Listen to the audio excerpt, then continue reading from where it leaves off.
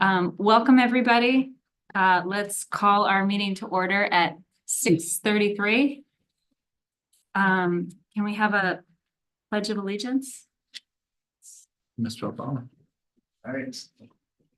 There's a wonderful introduction coming up for Miss Sophia Alonsabe, who is an amazing fifth grader at Santa Cruz Gardens, and it is my privilege to say greetings to all the board members and administration, and welcome to this amazing scholar, athlete, human being, who graces us with her presence and energy. Welcome, Sophia. All right.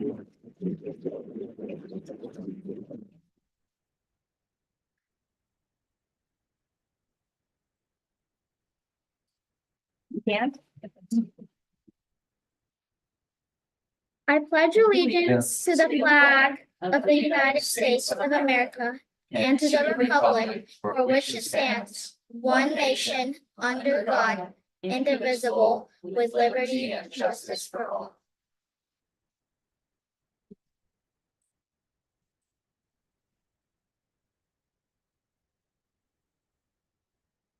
Statement staff, students, parents, and the community help ensure that each child develops the skill and character necessary for lifelong achievement and responsible citizenship in a diverse world.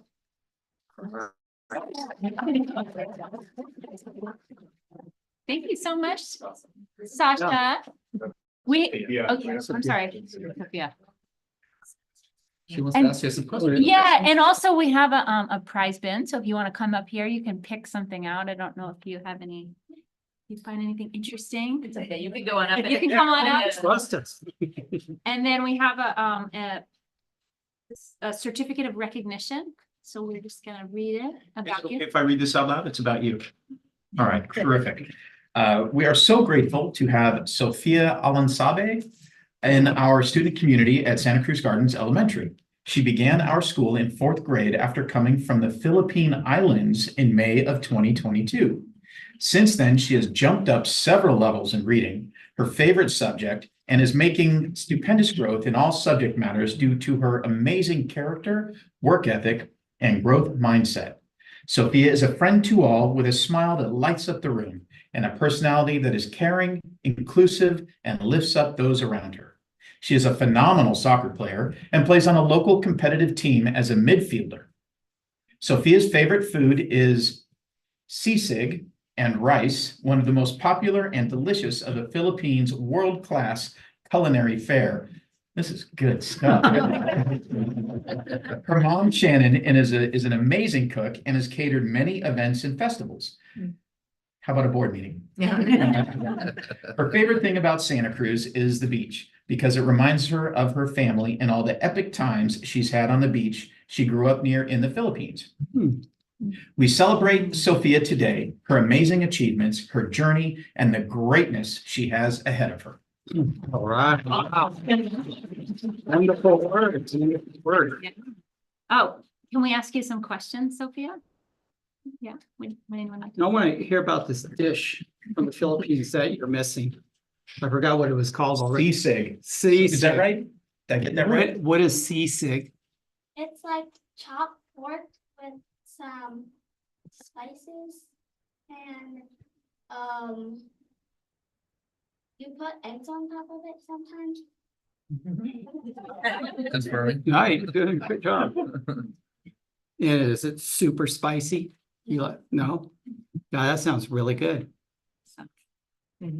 I was noticing that the Philippines have beaches. Santa Cruz Yeah. has beaches. Do they seem different to you? Do you prefer a certain kind of beach? Well, the Philippines beach is more like warmer. Oh, yeah. Yeah. The water's warmer. Do you like to swim or? Yeah. Yeah. Did you play soccer in the Philippines as No. well? Just when you got here? Wow, you're charging it. Yeah. What's the biggest difference between the Philippines and here, do you think?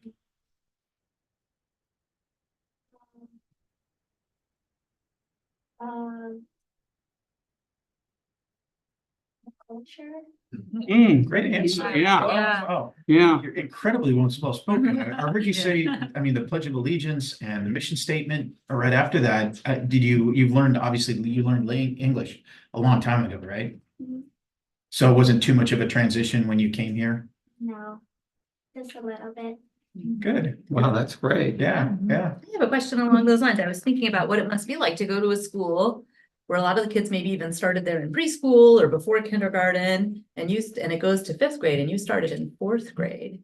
Were there things that people did at the gardens that helped you feel more welcome, and anything that we could learn from that, like things that people could do in other schools when new kids come in? Well, they were just very welcoming, like, I made a lot of friends on my first day, Mhm. and, Yeah. I'd like to put that as a mission statement. Yeah. That's the greatest thing you can say about Yeah, the school. it's nice. That's awesome. So important to be welcoming. Yeah, I'm so glad you're here. yeah. Did you find something interesting? no. No. I don't know. There we go. Anything- That's all. You can take whatever you want. Yeah. You have any brothers or sisters? I have stepbrothers, You have stepbrothers? Two. Okay. 2 of them. Are they older or younger? younger, Are they younger? Do you think they would want something? kind of old. Really? It's a long throw. That's Yeah. All Good right. choice, good choice. All right, you go. Yeah. And here is your recognition Yeah. award. Yeah, thank you so much for coming. Yes, I think Can we it's take a wonderful picture? meeting. Oh, yeah. Oh, yeah. Yeah, all right. Is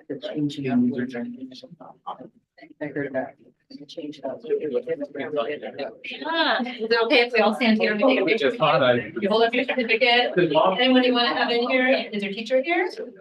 Not. Oh, gonna throw on out here. Now we're gonna have family, yeah, or the section, or you can do it. Whoever the cook is. Principal, should be principal. Yeah, come on. Yeah, come on. Yeah. Let's do one with. Oh, gotcha. Yeah. Good job, Sophia. Alright. Yeah, yeah. See you guys. Yeah, that's all right. Yeah. Right.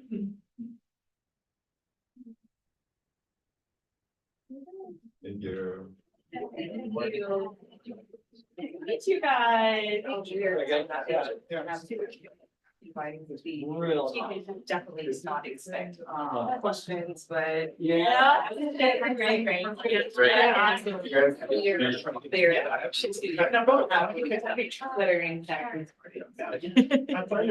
you for coming. That was really great. That's awesome. Good, yeah. Good. Did you just do that? No. Yeah.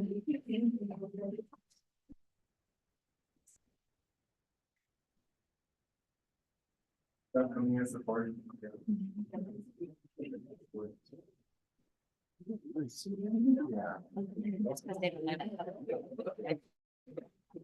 All right. So everyone is welcome to stay, but if you would like to go home, we definitely understand.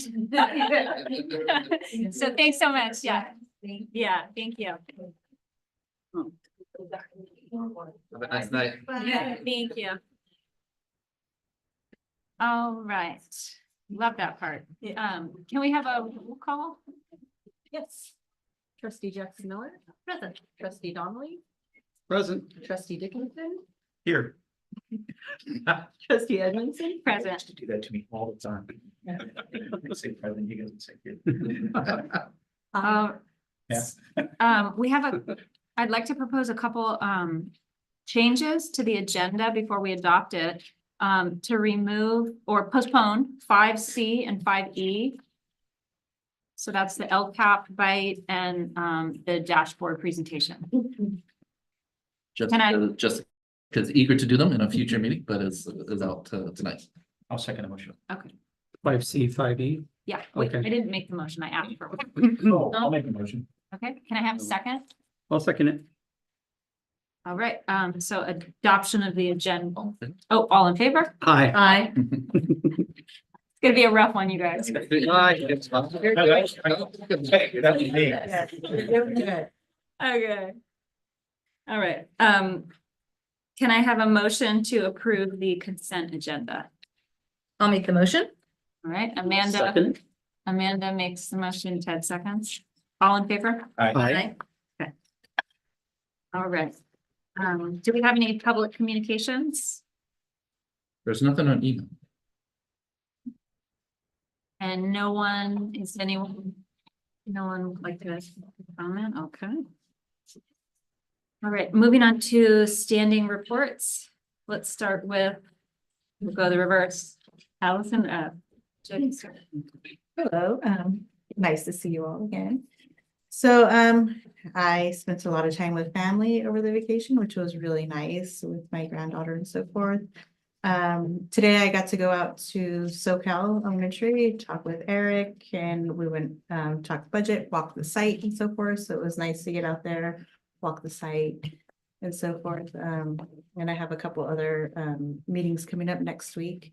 Other than that, I've just been back in the office, catching up on all the fun stuff.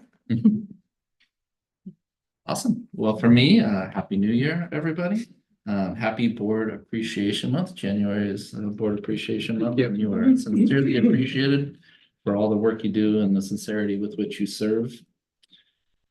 Just a few reminders for me, student registration for 24-25. Can you believe we're already gearing up for that? So Right, that's wow. January 26th.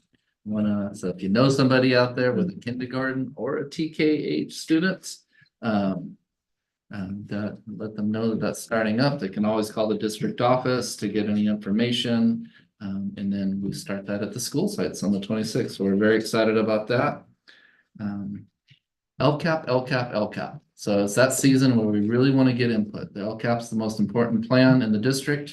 It drives what we do and how we spend our funds. And so we want your voice. We want everybody's voice. We want staff's voice and we want community's voice. And so in order to do that, first couple things out of the gate is the LCAP survey for staff, and then there's one for parents and guardians as well. So we encourage everybody to complete that so that your voice can be heard. And then coming up, we have the LCAP Community Forum. That's on January 31st at 6:30, right over here in the New Brighton Pack.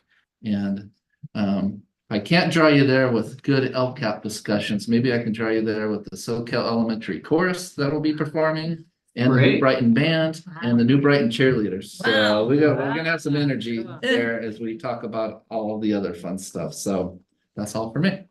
All right, thank you. CSEA? Let's see. Okay, Great. Good. yes, yes, yeah. Yeah.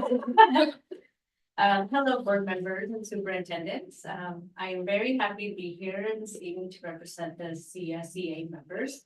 I currently work at Santa Cruz Gardens. I'm the office administrator there. I've been with the SoCal Elementary School District for 2.5 years. I enjoy working for SoCal Elementary School District because I love working for my community and my kids' school district. I have a son who's currently he was a student here and he's at SoCal High now. I have a daughter that's here, 2nd grade. And I have a message from Enrique Domo Jr. Hello, superintendents and board members. I'm pleased to let you know that we have ratified our tentative agreement. Please proceed with presenting the agreement to our board of trustees February 7, 2024. Thank you all for your support and we hope to continue to have a great year together. Great, thanks so much. Yeah. SEA? I'm Kelly Liebenthal. I'm the TK teacher at Santa Cruz Gardens Elementary School. This is my 7th school year teaching TK for the district. And I also have a message from the SEA board. We're going to talk about all the schools. I'm sure Carla will get a lot more specific on our school. So we're proud of the New Brighton Middle School Fishing Club, who picked up over 40 pounds of trash on the New Brighton beach last Thursday as an act of service to honor Dr. Martin Luther King Jr. What a great way to bring in the positive character traits we try to develop in our district and share them with the wider community. So Cal Elementary is getting ready for their Kindness Challenge Week. It's next week. They filled up their school Cougar Paw jar twice so far this year, and they're starting a Cougar store. The SoCal chorus will be performing at the LCAP, like Scott already said. And their assessments have started. The teachers are happy to see lots of growth, and the teachers can't wait to share this information with the families at their upcoming conferences. Finally, they've added lots of ELAP classes, so now everyone can join that's on the wait list. 3 new students have joined Opal Cliffs, including one student who is from South Africa, who's here spending time with extended family. And then this is crazy. Another student who's an 8th grader who shared a story about spending time with his grandfather on Martin Luther King Jr. Day. And his grandfather actually met Martin Luther King Jr., had a conversation with him, shook his hand. So this student is possibly thinking about turning that discussion into an essay. Over at Main Street, they're planning a family night skill fair, which is an informal event in the multi-purpose room where families can come and go from table to table for any duration of time. The purpose of the event is to build ways that families can support their children at home in reading, math, and social emotional learning. Main Street continues to have their monthly character trait assemblies and will be giving the trait of kindness extra focus during the Kindness Week, which is again next week, January 22nd to the 26th. And they want to welcome Craig Broadhurst, who is their new art teacher, which we all love Craig Broadhurst, don't we? And then Santa Cruz Gardens is focusing on honesty this month as our character trait for our growth mindset of January. We had a great assembly last Friday with the Santa Cruz Gardens Warriors, the coach, 2 other coaches, or the president of Santa Cruz Warriors and 2 coaches. The coaches were awesome. They each read a book that they wrote, and then the kids, it was great. It was awesome. The kids were super into it. And then we're looking forward to starting the Sage Innovation Lab, which you're going to hear more about tonight. And then several teachers, including myself, are working on sustainability projects at the County Office of Education. And many of us have also applied for Green Classroom Challenge. And then finally, the SBA held a vote to ratify the tentative agreement reached with the district. And the ratification passed unanimously. So we look forward to the February 4th board meeting where the board will vote on whether to approve the tentative agreement. Thank you.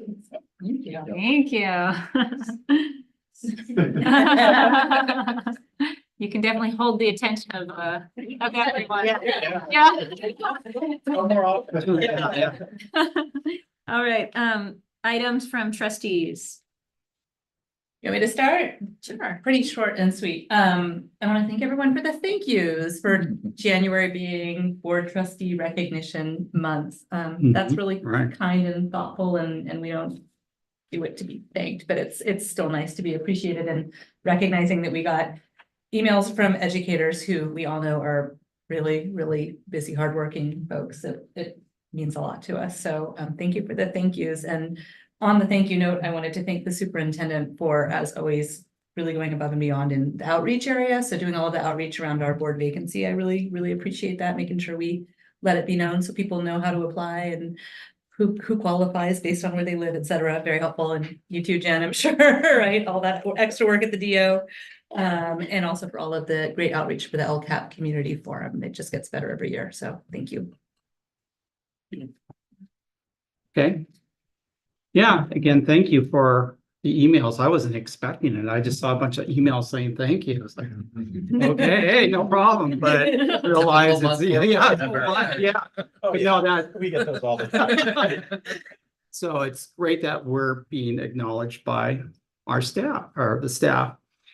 Book bags here are wonderful. Where are they from? I didn't get a chance to read that when it came in. Brighton. New Brighton. Art program. Okay. And there's a QR code there. You could purchase one if you like. but they're wonderful and thank you for putting them up. And then we haven't seen each other since the 20th of December. I didn't realize it. So nothing really, but we're talking about music and I did my little thing where I just hopped in my van and drove down to the Rose Parade.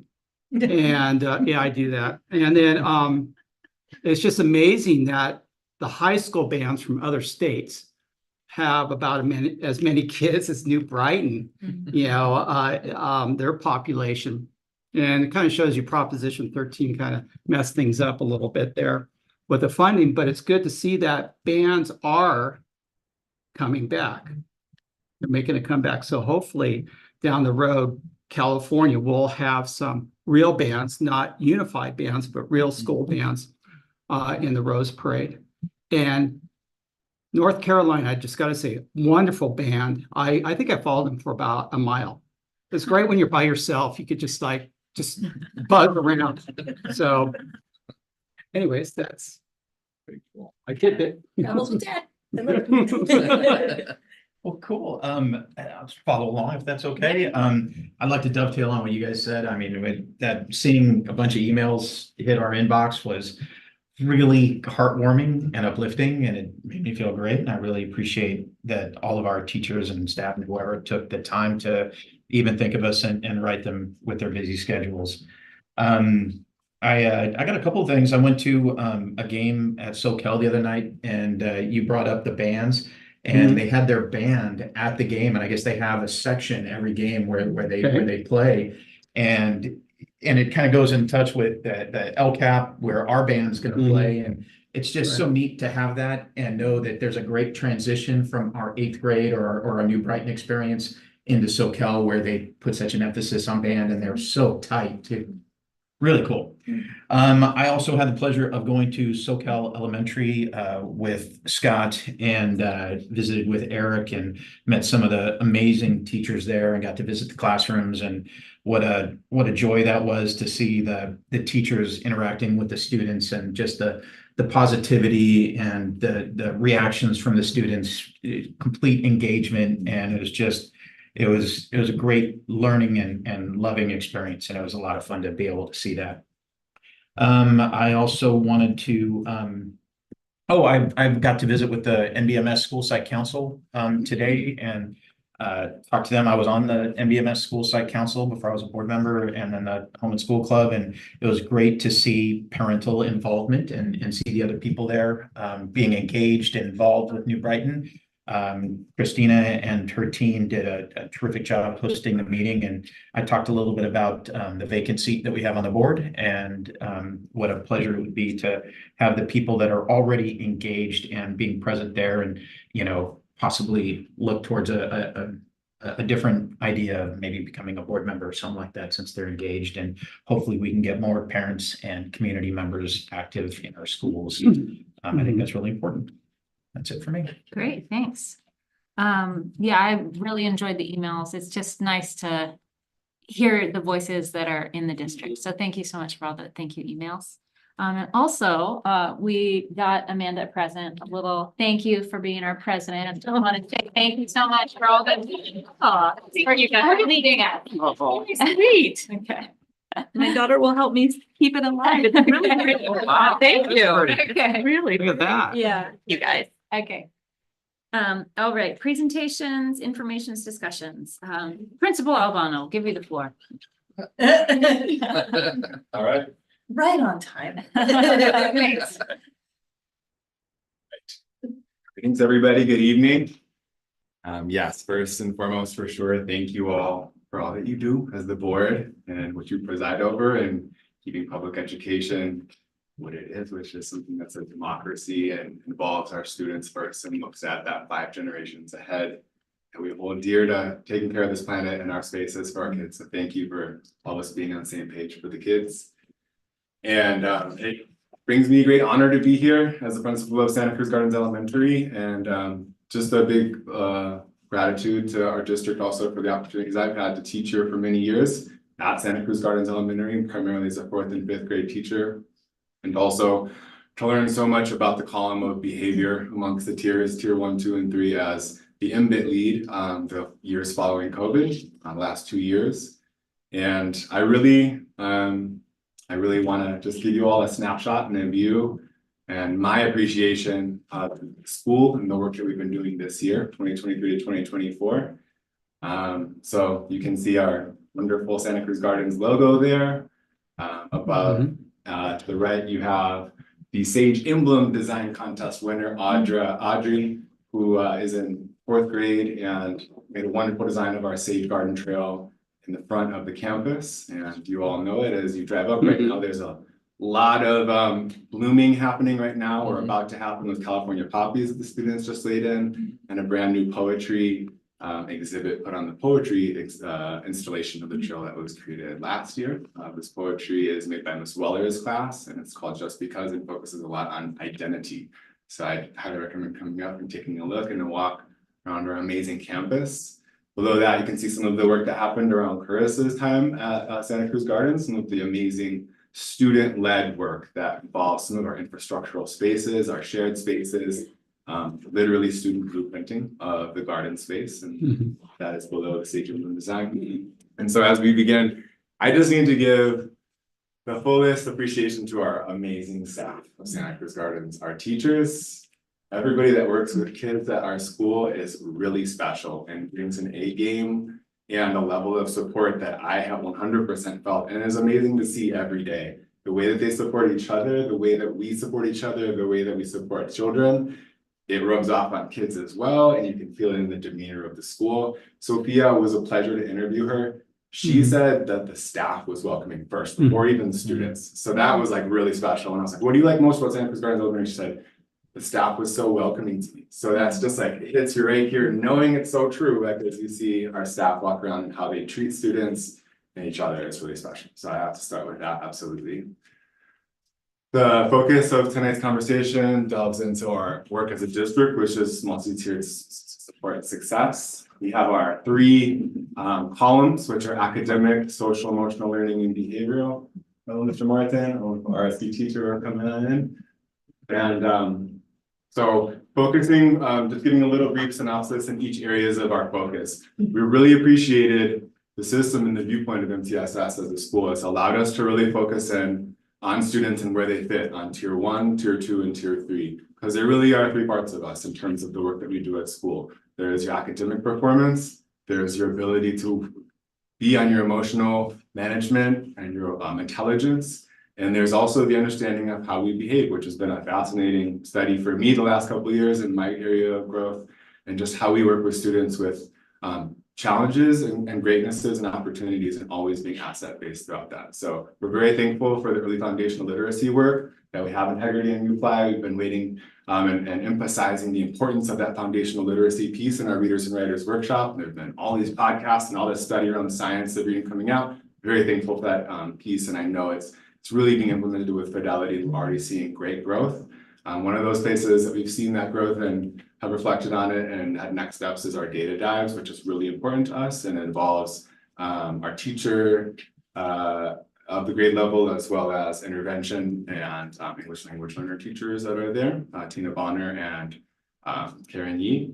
And we have a large focus on project-based learning as the science and gardening emphasis school.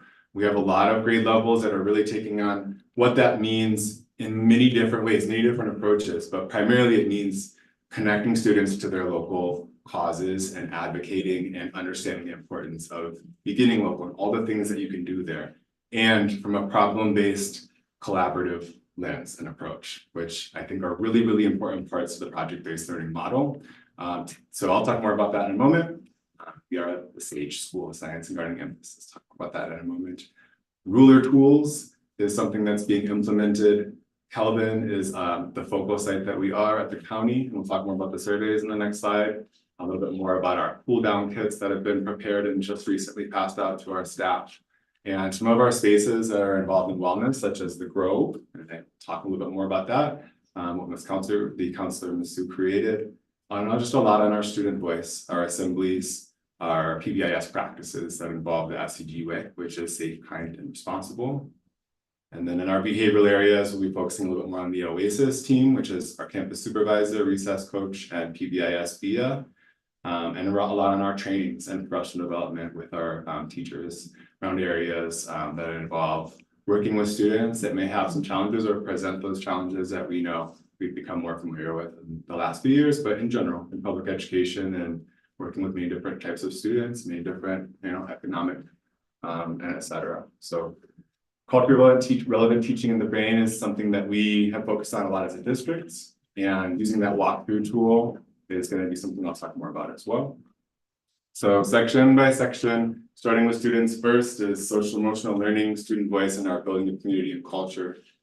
The Peace Pals, the Green Team, and the Student Leadership Team are all entities within our school that are really allowing a lot of student voice around advocating for direction. Peace Pals focuses on using conflict management and ruler tools for the older kids coming to the younger kids' recesses and doing conflict management practice there. And that is facilitated and coached by Sue Robinson, our counselor. The Green Team is facilitated and led by Jade Giada, who is our living classroom teacher and teacher of garden connections, and always is leading classes throughout the week, starting in the classroom and focusing on next generation science standards, cross-cutting concepts, and all this wonderful science abundance that we have outside in the gardens and around our amazing campus. And student leadership is facilitated by myself, Sue Robinson, and Julianne Wolf, who's our speech language pathologist. You've seen some of our student newsletters this year.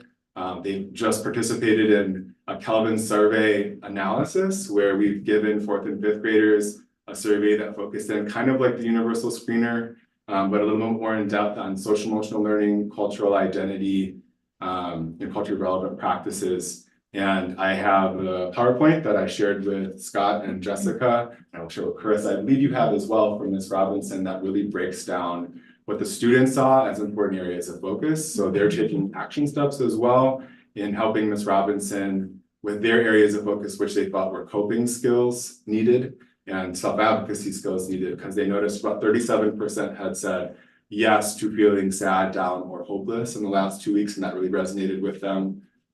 Also, that there was a fair amount of students in the 70s who felt like teachers were not asking enough about how they could help them learn. So the self-advocacy part. Parents and guardians, we have our ELAC, which we're kind of rebranding. Stephanie is a wonderful part of our team as the reps for the school. We're kind of looking at it more as a multilingual learner night. We felt like we've heard a lot of feedback from parents that have said that there's a bit of stigma around the idea of ELAC, and that their kids already know English, or that it's just trying to really get into that realm of multilingual learners meeting the parent and the community where they're at, and the asset-based approach. And I think there was a lot of kind of people feeling like it was a routine. So we're trying to spice it up, and we have a meeting tomorrow night, really looking for opinions and input on how we're building unity between the entities of Home and School Club and our diverse population, making sure that their input is really, really valued and that they feel a part of the school as much as any other student. So that's a really important piece to me as a principal this year in terms of building community. Our Home and School Club is amazing, as parents of Santa Cruz Gardens know, and anybody around the school. There's the enrichment classes, the amazing events that we have, and just great collaboration. I was really thankful to know that Amy Chung and Laura Nolan were going to be presidents, and now we have Colin Jarvis, who's also a president, co-president. Just a great collaborative, amazing, supportive group. Really thankful for them. And we look to create the SAGE Advisory Council this year, which would focus on students, parents, staff, and community around the directions and the anchoring of our program, SAGE, how we are going to move about with the spaces we have, how we're going to continue to build on it and make it something that is really a shining beacon for the 21st century in our county. And we were accepted as a Kelvin focal site for the county. We work with Suzanne Denham at the county office around our surveys and around using something called Inner Explorer, which teachers use on the daily for a lot of things. Inner Explorer is a social emotional learning program, but mostly it's like an opportunity to come back into your body. There's a lot. It's kind of like Headspace or Calm with some other areas. I don't know if you've heard of those apps, but they're a bit of an opportunity for students to come back into their body, a little bit more on emotional intelligence regulation. I have our community garden work days. And really excited to have the SEL Family University Night, which is going to focus on some of those calm kits, but also the ruler tools. And continuing to build capacity on ruler, we have a fair amount of new teachers who haven't had the opportunity to work with Suzanne Denham and the tools at TOSA at that time. The ability to know the mood meter, the charter, the meta moment, and the blueprint, and how we implement that in our day-to-day is a big deal. So really thankful to have Counselor Sue Robinson working with Suzanne and Sasha, who's our inclusion specialist, as you know, for the district. They're all pushing it into our classrooms and working on those areas of ruler. We'll talk about that with our families as well to make sure that that's a connection between home and school that's really important to us.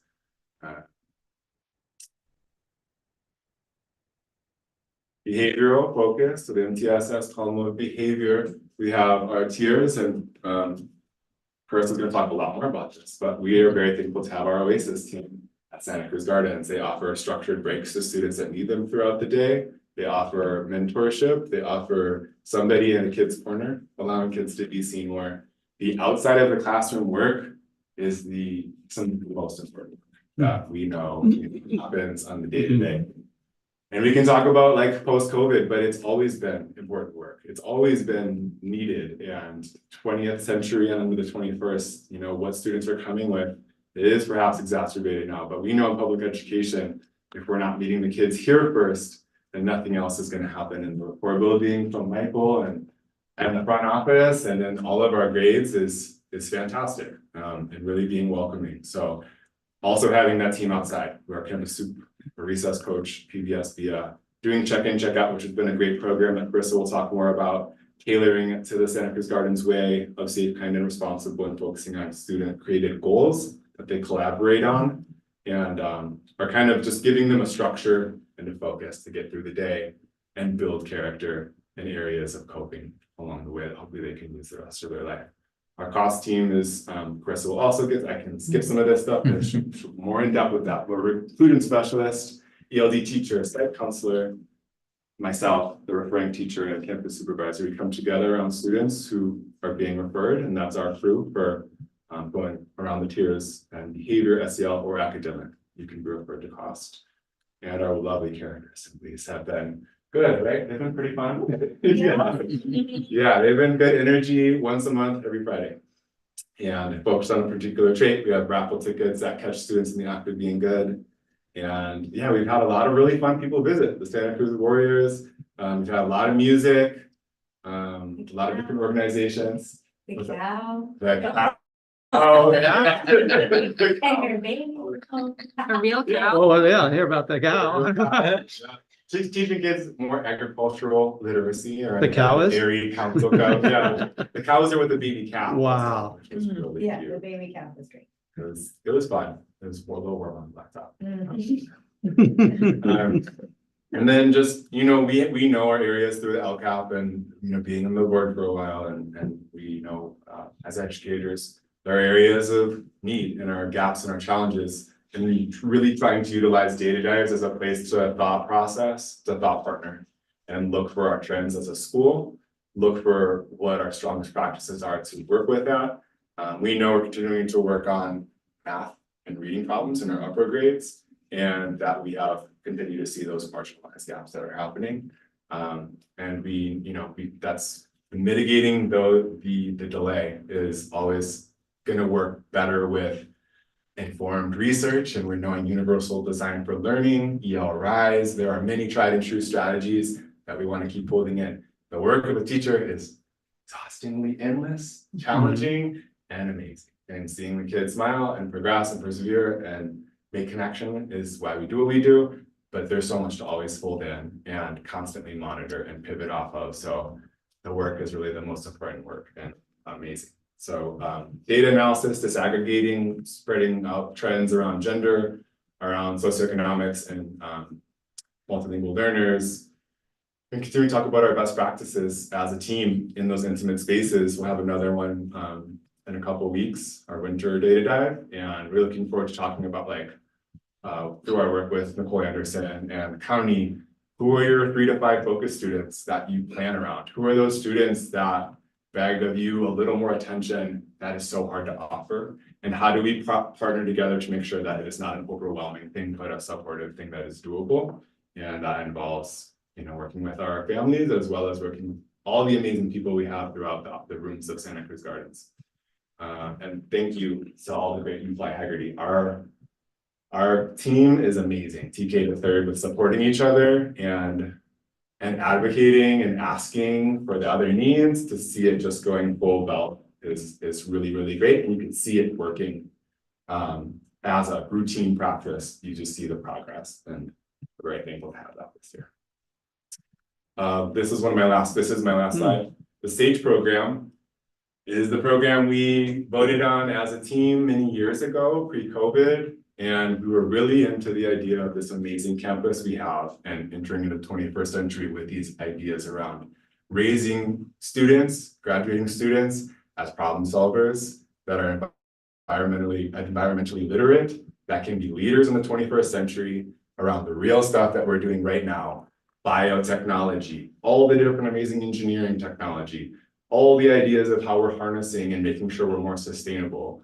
We feel is an important and essential fit in Santa Cruz County and in the world, our state. And so we really have focused in on building capacity for that through the culture of the school with our second Friday assemblies, which are around SAGE, and Jade helps to lead as well, our living classroom teacher, focusing on cross-cutting concepts. You can kind of click around if you have access to it, and there's some live links on it, but just focusing on some of our scope and sequence of in next generation science standards. There are engineering concepts or concepts that go across all the standards, for example, energy and matter, or scale, proportion, and quantity. So those are our focuses each month. And we have amazing people from our community come in, Dahlia Gardner, Native Animal Rescue. Someone's gonna come in as a biologist this Friday and talk about energy and matter as waves, which is so apropos for the weather that we're having. And yeah, the assembly calendar is there in LinkedIn, and we're really grateful to have Jade be a really big leader and mover and anchor for a lot of things SAGE. She's a really great person around the green team and the work we're doing around garbology right now, which is waste management, and teachers like Kelly and Brian and people who are in the Teacher Leadership Institute, Sam, where there are a number of people who really are in it and so many great ways and adding so many flavors. They're also doing waste management in the classroom, but we're like reporting back on food waste throughout our lunch and snack times. And you can see more about it on our SUD website. We've been trying to capture and publish and celebrate some of those cool SAGE things and really make sure that's an anchor for us. We are an Ocean Guardian school. We were selected this year. We've begun this year, and we're focusing on garbology and watershed awareness through our local Ariana watershed, which is right behind our school on the Chaminade Trails, and the amazing multiple ecosystems we have to study that students get to take advantage of multiple times throughout the school year or even the month. We're almost Green School certified. We will be in the Santa Cruz Sentinel and the Monterey newspaper this weekend from our Ocean Guardian efforts. We have a little shine coming, thankfully, from our work, and they chose us as the school to highlight for one of the 2 schools in Santa Cruz. And just our awesome site-wide practices like nature journaling, the living classroom connections, weekly classes with Miss Jade, and our amazing spaces that we share. We have so many cool spaces now that are just like idyllic to walk around, and it's a super privilege to work there and have this big field, mountains, a creek, bobcats, all these cool animals. And yeah, we're looking forward to the Native Bird Garden, 5th grade legacy project, which is an outdoor classroom, and the SAGE Innovation Lab, which would be kind of a place where we do our science labs from Voss, and our makerspace kind of anchoring in on those engineering problem solving kind of ideas. We want to keep iterating for the students to be problem solvers. So I think one of the greatest problems as an educator is when you're frustrated because you tried it and you didn't do it. So like the problem solving mentality we get better at as adults, I feel like, and we still struggle with it for sure, but if we can introduce problem solving as a mentality is definitely a goal for us. And these are some cool pictures. This is nature journaling on the left, and this Jade in the middle.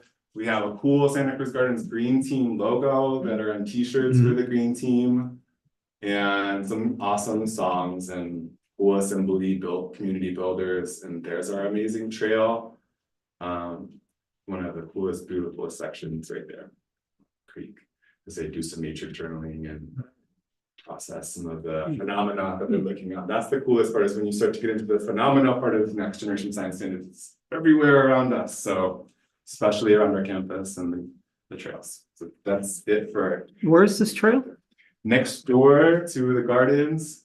If you go to Steeker Park, which is formerly known as Santa Cruz Gardens Park, right? Santa Cruz Gardens County Park, there's a trail entrance right there. And you can also access it through the Chaminades eco resort area there. Take it sometime, I go every Yeah. weekend. Oh. We'll take a little boardwalk. Yeah. It's beautiful. And then one of the students designed the logo? It was actually Creature from Outdoor Science School, is one of the counselor teachers out there. Oh, okay. Yeah, that's another really cool thing with their program, is making a lot of amazing connections to the community. There's been a lot of really great green school networking in the county, but like there's 5 other amazing green schools like Pacific and Calabasas, but also just really cool community organizers we know we're right with at Santa Cruz. So a lot of abundant partnering we can continue to do as classes in school. Yeah, thank you. Great, yeah, thank you. Thank you so much for that presentation. Does the board have any questions or comments? I have a couple questions, but Yeah. do you want to? Go for it. Okay, thank you. Thank you. Awesome, thank you, Team SCG, for being here. Wow, I thank you for everything. I'm so excited and happy about all of it, and I love hearing about student voice and self-advocacy, and you know, those are a couple of things I highlighted. I had a couple, two questions. First was, you made reference to the Teacher Leadership Institute. Would you Yes. just say a little more about that? Can I turn it over to Kelly? Yeah. Been doing it for a little while. Do you mind talking a little bit more about it? Yeah, so it's offered through the County Office of Education, and basically it's a year program. I think it's 7 classes spread out throughout the year. It's project-based learning, so you come up with a sustainable project to do with your class, and I teach TK, so it's pretty exciting. We actually are doing our project this week. We're doing garbology as well, and we're looking at how we can be more sustainable with our choices. So actually this week we found out our biggest waste is the food trays and the wrappers for the like single use. So the project then comes into like, what are some things we can do? What are some sustainable choices we personally can make to make this change at a small level? And then we are actually gonna, and so Sam Roger, who is the kindergarten teacher, her and I are doing that project. Monica Anauti, who is first, second teacher, she's also doing it. She's focusing more. It's just ways to make our community students more sustainable and let them know that they can make an impact, basically. Amity Sandage, right? Right. And it's all the green classroom stuff too, that we're hoping all of our teachers will apply to have green classrooms, so. And now the other schools of the district are doing the waste management process, Right. which is awesome. So we kind of started, we piloted it, and then it came over to other schools. So it's great. What is a green classroom? A green classroom is, it's through the county's definition, is using your waste management, the soap you use, the conservation of energy, like thermostats and lights. There's like a number of, it's a checklist. And then there's the green school certified, which we're also going towards for the county. And we're very close. We've checked off a lot of boxes. We just haven't gone through the process. So that is, it's really just looking at how we're getting more net neutral, right? With how we're dealing with waste and consumption. Yeah, the focus for green school and classroom. Thank you. And I just have one other little question. Just thinking about the gardens and being a smaller school, I was curious about teachers and their collaboration time. If the teacher maybe has one other teacher teaching the same grade, or people are teaching mixed classes, what is that looking like for teachers of the gardens? Yeah, it was a decision as staff last year to work with combos more for a number of reasons. You have schools like Montessori, right? And I think we have an approach that is pretty broad and a lot, in any which situation, you're gonna have a student who's multiple, or a student class roster that's multiple. It's differentiation amongst grades, right? So with that said, TKK are gonna collaborate mostly together. K1, sometimes K will collaborate, but you have, I would say, teachers who are really anchored in their craft that are doing some more of the combo classes and are able to collaborate, usually with a partner more often than the other. So I would say TK and K are collaborating. 1, 2, and the first grade are collaborating, have 2, 2, 3s, 2, 4, 5s. So a little bit of double collaboration happening for some of the lower grade levels, but being a small school, there's also the ability to collaborate in 3 on a Friday. Yeah, we would love to have more collaboration during prep periods. I'd say that's one thing we're working on, is figuring out how to make sure our prep periods are aligning better for cross collaboration more often. So that must be challenging, yeah. Yeah, thank you. Thank you. Well, I was originally gonna ask you what garbology was, or go home and Google it, but I think I've got a pretty good idea of what Yeah. it means. I'm just super impressed how you own your space. You know, I mean, you guys really have such a unique experience, and I relate it to how I grew up in a concrete jungle, you know, and y'all have, I mean, are just blessed. I mean, what an amazing place to have the kids grow up and to be able to instill in them, you know, this protection of our planet. And I'm not even know I'm saying that right, but you know, just that, you know, that whole energy, you know, is terrific. You know, these kids are going to be able to really grow up and have something to grasp and hold on to and say, I'm a part of the planet. And I'm, you know, talk about their carbon footprint and waste and all these different things that you're instilling in them at such a young age. I mean, it's truly amazing. Yeah, it's great. Yeah, way to go. Appreciate it. Cool. Yeah, it's a wonderful program. I don't know what to ask, or, you know, I like to go up there and see what's happening. Be good. And then you mentioned in Sage with community involvement. For some reason, I had a picture of the neighborhood being involved, ones that don't have children. Are any family or members of the community around Santa Cruz Gardens involved in some way that they don't have children in schools? That don't have, well, we have a couple teachers, well, Janine Blazer, for example, is doing home and school enrichment classes and regularly subs. So there's a lot, I would say, parents who have older kids now, who have gone through Santa Cruz Gardens. And I think that's an area to tap into a little bit more and make sure that we keep asking people like Janine and Mike Blazer to continue to come back and help out. Yeah.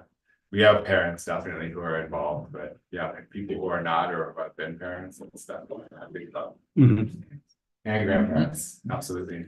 And then you just mentioned the ELAC stigma. Okay. So, and what you're doing with that too. So, I mean, yeah, that'd be Anything to something to grow squash, that. yeah, We need to squash grow that. the attendance, you know, and keep people coming and being a part of the, yeah, thank you. Yeah, trying. Ideas Doing a good are job. always welcome because definitely an area I would love to get. I was wondering about, and I might have missed this, but that you were chosen by the county as a Kelvin focal site. Yes, Could you tell me what that means? we applied for a grant, which we have received. It's $10,000 to do Kelvin surveys in the fall and the spring and work with Suzanne Denham throughout the year, who's our kind of our social emotional learning coordinator, or one of them in the district. And so we are doing those surveys for students. I would love to also grow that to work with also like our parent population and try to do some more surveys while we have it. I think you might have also done some Kelvin as well. And I know I still doing some in the districts. And what we're using the money for is to go to a ruler conference with the counselor, myself, Monica was one of our lead teachers, and the PBIS inclusion specialist Sasha. So we're hopefully going to keep growing that ruler with the turnover that we've had and keep it as a important tool for social emotional learning. So working with Suzanne and implementing the surveys, gathering data, The Kelvin survey was created in Berkeley and is operated out of Berkeley. So some of that data is, or the systems and the work that they're doing is kind of coming from their area as well. But it's primarily social emotional. It's kind of like the universal screener, or CHICS, the California Healthy Kids Survey, but at a different level. So some of that survey work, but also the tie-in of social emotional learning opportunities and capacity building. And thankfully we were selected. So Suzanne and Sasha and Sue are pushing in with every week to the classrooms doing SEL lessons, which has been a huge benefit. So working with Suzanne, having her come and kind of coach Sue, who our counselor who also hasn't had ruler training, is now getting trained by Suzanne, and that's coming over to our teachers in the classroom. So it's been a great opportunity. Wow, that's neat. And then you have a SEL Family University Night. Yes. What's that? That's gonna tie in the really 4 main practices of ruler, or the classroom charter, the mood meter, the meta moment, and the blueprint.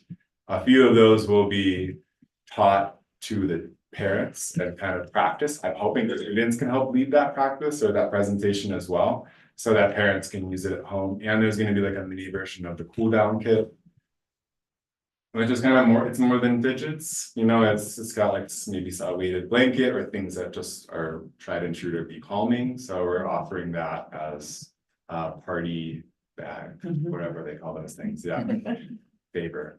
So Nice. there'll be 2 of them. There'll be 2 family plans so far.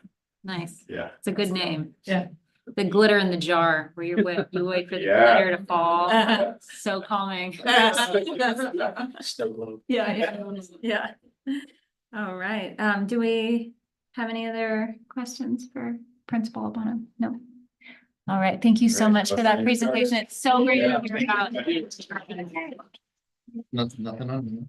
Okay, thank you. If there's anybody, they're all Santa Cruz Gardens people. All right. Any comments from the audience? All right. Our next presentation from. Among the most accomplished and fabled Yes, thank you. I know. You were coming up to the podium. You want me to start one? Well, good evening. Good Board, evening. Superintendent, Superintendent. First of all, thank you for what you do, for being here on the board and really making an investment in our schools and our communities. Makes a big difference, and so thank you.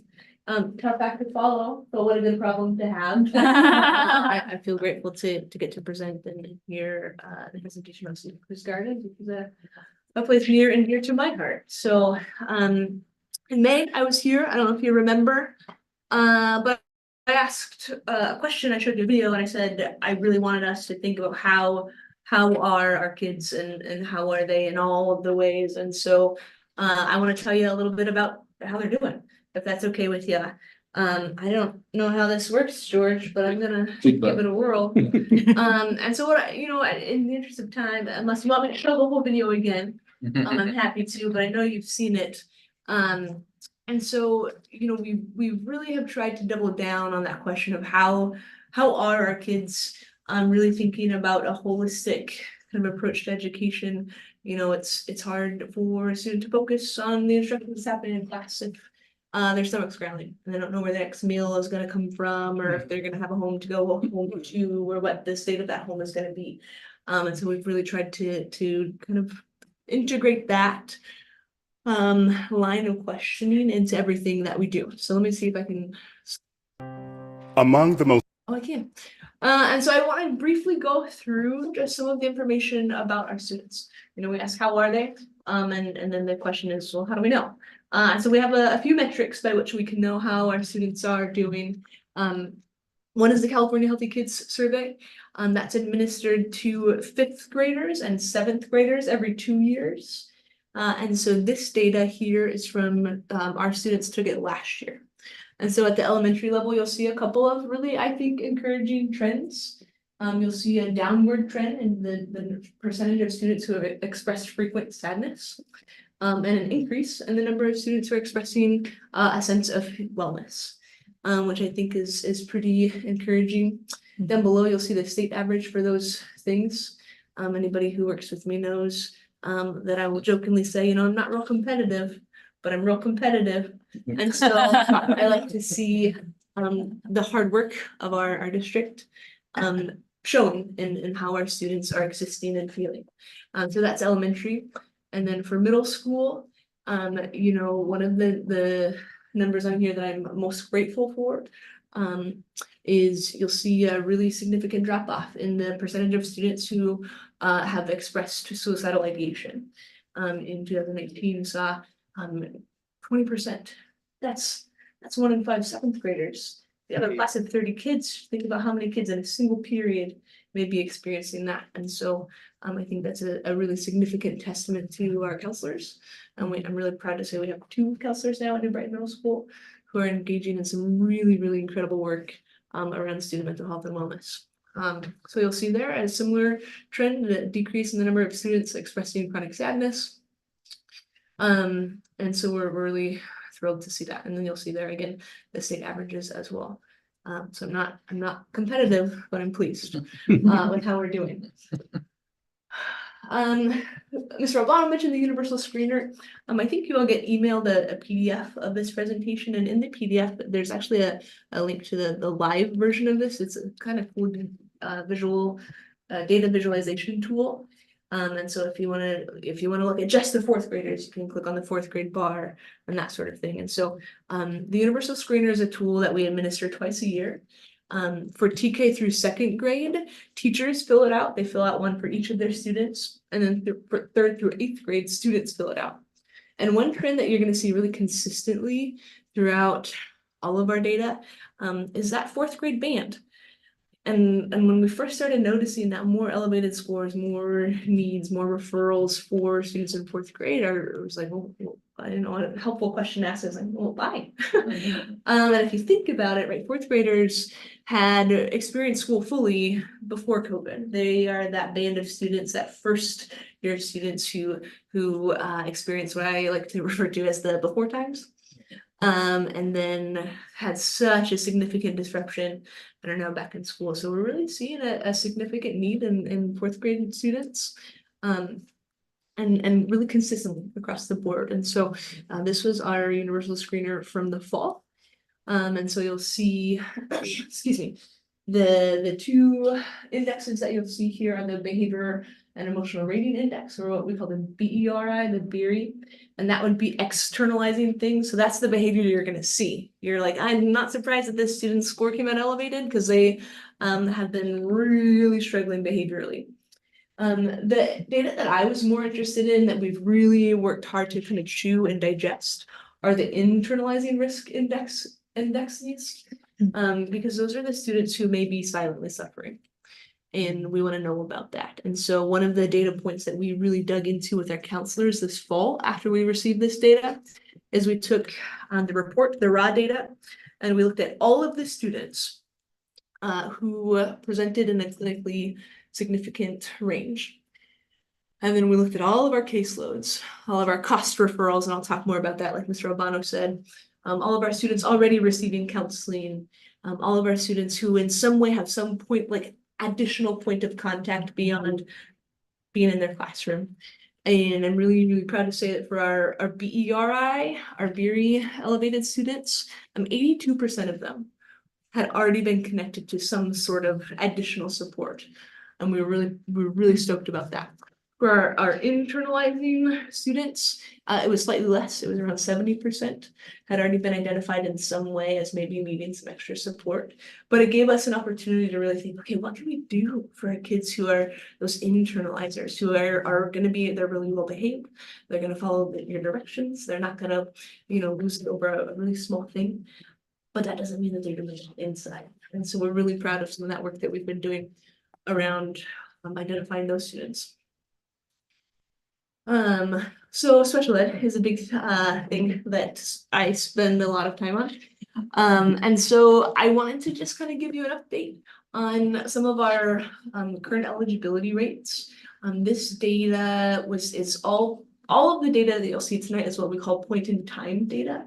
And the reason that matters is You'll see some discrepancies between certain kind of percentages and that sort of thing. And that's just because it was taken at a slightly different point in time. And so it's going to be slightly different. So this point in time data was taken from the last day of school from last year. And so at that time across the district, we had about 13% of students eligible for special ed. And then you'll see it kind of disaggregated there by site and then also by type. We often hear about that magic number of 10% being kind of the sweet spot in terms of percent of students who you can expect to see eligible for special ed. And you'll notice that we're slightly above that. But the thing that is also important to note, and I just came back from a conference where we spent a lot of time really talking about that, is currently the state average for percent of eligible students is about 13%. And so we're kind of on target with that. Then the national average is about 15%. And so what the presenter at the conference was sharing is really kind of the necessity to have a little bit of a paradigm shift. We kind of are going to need to let go of that 10% number because it's just not consistent with what we're seeing in terms of what students need right now. And so, you know, as we started to go through this process, right, data only is useful if it means something and if you do something with it. And so, you know, around the time that I presented to you all last year, you know, we knew that there was going to be a transition at Santa Cruz Gardens, and we knew that there was going to be a transition with the MBIT program, and we started to really say, like, how can we be so thoughtful? You know, I was just listening to a podcast, I think today or yesterday, and they were talking about we've got to stop talking about only talking about thinking outside the box, because we're in a box, right? Like, we're in public education. And while we work on maybe redesigning the box and revamping the box, that's an important thing. We're still in the box and we've got to make the most of that. So we have to be creative about redesigning what happens inside the box while we also work on redesigning the box itself. So as we started to think about that, you know, we noticed some trends. And I think you're all aware of these, an increase in behavior-related special ed referrals. So students who get referred for a special ed evaluation, not necessarily solely because of academic concerns or concerns related to academic progress, but really significant behavior concerns or needs. And just an overall increase in all SPED referrals, an increase in cost referrals, and I'll talk a little bit more about what that is in a minute. An increase in the percentage of students with clinically significant scores on the universal screener, which I already talked about. Excuse me, and then an increase in the percentage of students suffering from really significant clinical mental health related conditions and needs. And so, you know, the challenge, especially with that last one, has been, right, there's how it presents at school and then how it presents outside of school, and really exploring ways to meet students' needs, not just at school, but partner with families to make sure that we're connecting them with resources to support students' needs outside of school as well.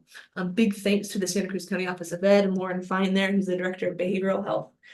She runs what's called the Companion Project, which supports our counselors in really critical linkages to families and case management so that they can be accessing additional community supports. And so we kind of looked at all of this data, right? We have the universal data, screener data, we have chicks, we have all of these data streams coming in, and you just kind of sit back from the table and are like, well, what do we do? So let me tell you, well, here's what we did. First, you have to ask a lot of questions. And so something that we've done as an entire district is to really think critically about some of the foundations of public education in general. And I know that you all in your work with Nicole Anderson have probably done the same thing. And so I just kind of picked two things out of this timeline. And if you, in the presentation itself, the whole thing is linked there. So, you know, all the way back to 1779, right? We have a proposed system that's really truly designed on purpose to divide the laboring and the learned for the purpose of, quote, raking the geniuses from the rubbish. Right, so this is the foundation on which public education was built. And then and you're like, okay, but that's so long ago. Okay, well, as recent as 1994, Prop 187 was passed in California, making it illegal for children of undocumented immigrants to attend public school. It was quickly overturned, but whoa, why it matters is systems do what they're designed to do. And we know that the research tells us that. And if systems do what they're designed to do, we have to make sure that our system for supporting our students is designed with so much intention, so much thought, because design matters and our kids matter, and they're worth some hard work around intentional design to make sure that they have what they need. So this is a conversation and really a process that we went through with district staff, district-wide. This was part of our PD, this was part of our planning, it was part of our guiding in terms of what future professional development might we want to have. And so we took this, right, knowledge, character, and equity, and we said we want to make sure that those are things that we pursue by design, with intention, on purpose. And so that's what we've done. But then we have all that information about how are the children beyond the classroom, and wanting to make sure that we're approaching this holistically and in a really interconnected way. And so that idea of well just got stuck in my head. And I spent so much time over the summer thinking about it, and you know, in SPED, we love our acronyms. Yeah. And so I kept thinking like, well, like how are the children really well? There's got to be an acronym in there, and there was. And it's wellness education for learning and life, and that's the work. That's what we're working hard on in student services, so that we can promote students and graduate students from SoCal Union who are equipped with the skills that they need to weather all of the storms that will be thrown at them, because you know, unfortunately, we can't necessarily change the weather, but we can make sure that our students are equipped to navigate it. And so that's how this was born. And it's been a really exciting thing that we've been working on. I want to say we want students to be well by design and with intention. And so that is what we've been doing. So let me tell you a bit about that, if it's okay. We wanted our work to be rooted in the California MTSS framework. This is also a live link because we use a lot of acronyms and you might want to know more about it. And so we're trying to center the whole child, right? And so that's where you have inclusive academic instruction, inclusive behavior instruction, and inclusive social, emotional, and mental health supports. And so we took that as kind of our starting place, and we said, okay, how do we do that? I'm glad you asked. Let me tell you. We want to start with cost. So cost stands for coordination of services teams. Cost is something that we've been doing in the district for a while. I think since I've been teaching, so when I was teaching over at SoCal. So how cost works is it's a multidisciplinary team of staff from each site who meet regularly. One site, SoCal, meets weekly. Every other site meets every 2 weeks. And there's a referral process. And this is the referral form. We've done a lot of work this year to really revamp our cost process. And so this is the first year where all sites have the same referral form. And what's really helpful about that is it gives us a lot of information, a lot of data. And you'll see that in a minute. So the mantra that we often say, and that people are probably tired of hearing us say, is everything starts with cost. We use airport rules. If you feel something, say something, and say it through a cost referral. Anyone can submit a cost referral for really any reason.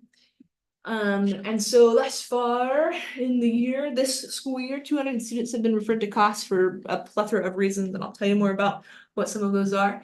That comes out to about 13% of our students, and so it has been a really, really significant and kind of central feature to us doing some of that root cause work and saying, okay, we're seeing this need from a student. It's being presented in this way. Let's make sure that we're understanding the source of that need and kind of the genesis behind it. So of those 200 referrals, these are kind of the percentages of the source or for the purpose, the reason for the referral. And so you'll see some trends. Unfortunately, you can't see that one, but it's social, emotional, or mental health needs. And I think now I'm trying to remember, I think it's about 15%. 15.3. Oh, gosh, it would have been cool if I remembered that. 15.3% of referrals are mental health or social emotional regulation related, and another 20% are behavior related. And so for us, we really wanted to be thoughtful about that and responsive to those needs that we're seeing from staff and from students. So counseling is a huge part of that, right? We have, as a district, such an incredibly robust counseling program that I'm so proud to be a part of. when I was at that conference that I was telling you about, just being able to be in those sessions and talk about our district, like, let me tell you about what we do. And people are like, you do that? Yeah, we do. So that's something that's really cool. So one thing that we did, this actually started last year, is last year the counselors and I met offsite for an entire day. And we looked at all of the data for the entire year. We went through caseloads, we went through case notes. We asked a lot of questions. What are the trends? What are we seeing? What are the needs? And then we came up with a year-long scope and sequence for this year to kind of help guide our work. And so you'll see united character traits and themes for elementary and middle school, because we wanted to be able to send information to parents who have students in both age bands and be like, hey, this is something your kids will be talking about this month, just so you know, so that you can be asking them about it at home, those sorts of things. And so we started here with this as kind of a guide so that we can have some consistency across sites. And that has been a really powerful thing. So in our counseling program, in education, we love our acronyms and we love our triangles. And so when you talk about MTSS, you talk about the tiers a lot. And so for our counseling program, right in our tier 1, we have at least monthly teaching in every single classroom at the elementary level. Our counselors push in and teach on topics as delineated in that scope and sequence that I just showed you. Character assemblies at elementary. At the middle school, we have SOS, stands for Signs of Suicide. It's an instructional program that we do at the beginning of every year. College and career readiness. Our New Brighton counselors right now, they meet with every single 7th or 8th grade. That's embarrassing. I should remember. One of the two. With every single one, and go through a counseling program. They talk about when they get to high school, their A through G classes and what they need to do. Talk about CSUs and all sorts of stuff to get them really thinking about that. There's a home piece, a connection piece that they practice, like talking to their parents about professional aspirations and college aspirations and those sorts of things. And so by the end of this year, our counselors will have met with every single student to go through that process. Character assemblies, playground posses, which is similar to what Santa Cruz Gardens has, Peace Pals, student leadership, attendance and re-engagement. Our counselors are involved in all of those processes at tier 1 everywhere, all the time. And tier 2, you'll see more kind of topical small groups, right? For example, if a teacher is like, hey, like 10 of the kids in my class are really having a hard time with this, the counselor can push it into extra lessons around that to support those students and to support the whole class. The same with smaller counseling that's topical. Same with whole class instruction, some of those linkage supports that I told you about. And a lot of teacher consultation and collaboration. Our counselors and our teachers work so closely together.